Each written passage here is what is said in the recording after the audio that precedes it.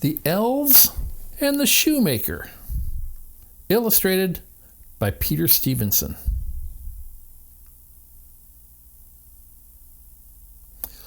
Once upon a time, there was a poor shoemaker who had no money left to buy food for himself and his wife. When he looked round his shop, he found that all he had was just enough leather to make one pair of shoes. As he carefully cut out the shoes, he wondered sadly if anyone would ever come along to buy them. Then he laid out the leather on his workbench, ready to sew the next day, and went upstairs to bed. In the morning, when he went to his workbench, the shoemaker couldn't believe his eyes. Instead of the leather he had cut out the night before, he saw a pair of fine shoes, already made. The shoemaker looked carefully at the shoes. The stitches were small and even, and the shoes had been polished until they shone. He was very puzzled and showed them to his wife.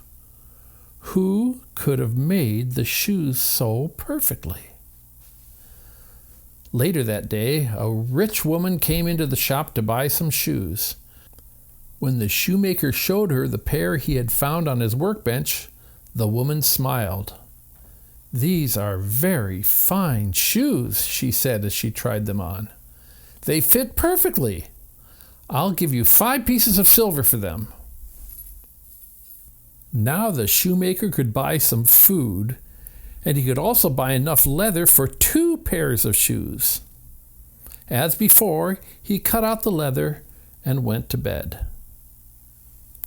Once again, the same thing happened.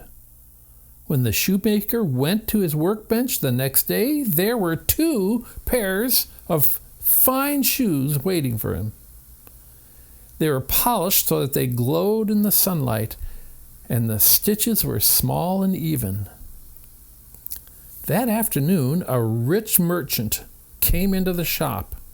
He liked the shoes so much that he bought both pairs, and he paid the shoemaker well for them.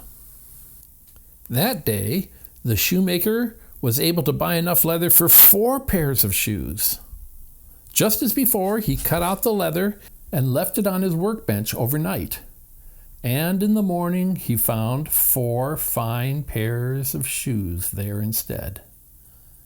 The same thing happened night after night, and day after day, rich people came to buy the shoes. Soon, the shoemaker and his wife were rich too.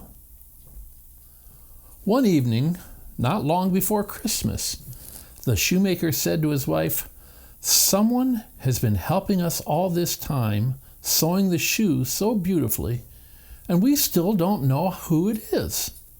How can we find out?"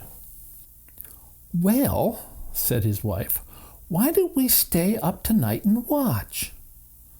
So, after dinner, they lit a candle and went into the shop. They hid behind the counter and waited to see what would happen. At last, the door opened, and in ran 2 tiny elves, dressed in rags. They went straight to the workbench, picked up the leather lying there, and set to work. They sewed and hammered until all the shoes were finished, and they polished every shoe until it shone in the moonlight. Then they ran quickly away. The next morning, the shoemaker said to his wife, "Those elves have been working so hard for us. How can we ever repay them?" "I know," said his wife. "Why don't we make them something warm to wear? Their own clothes were thin and torn, and their little feet were bare. I could start by knitting them little caps, and you could make them some shoes." The shoemaker thought that was a very good idea. That evening, he carefully made 2 pairs of tiny shoes, and his wife knitted 2 little caps. Over the next few days, the the shoemaker helped his wife to make all sorts of clothes for the elves.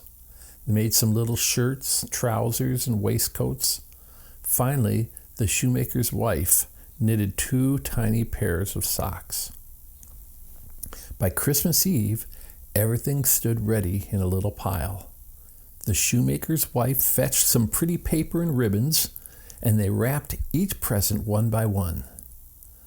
The shoemaker was so pleased with the little shoes that he'd made that he saved them till last and wrapped them up very carefully. Then they put all the presents out on the workbench and hid behind the counter to wait for the elves. In the middle of the night, the elves dashed in, ready to start work.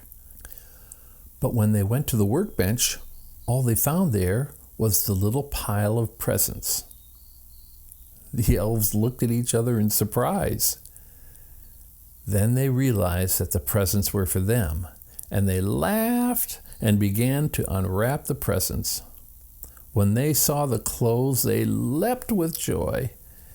They took off all their ragged things and put on their brand new outfits. Then the elves skipped merrily out of the door, singing, "Oh, what handsome boys we are! We will work on shoes no more." That was the last the shoemaker and his wife saw of the 2 little men, but they never forgot the elves, and they were rich and happy for the rest of their lives.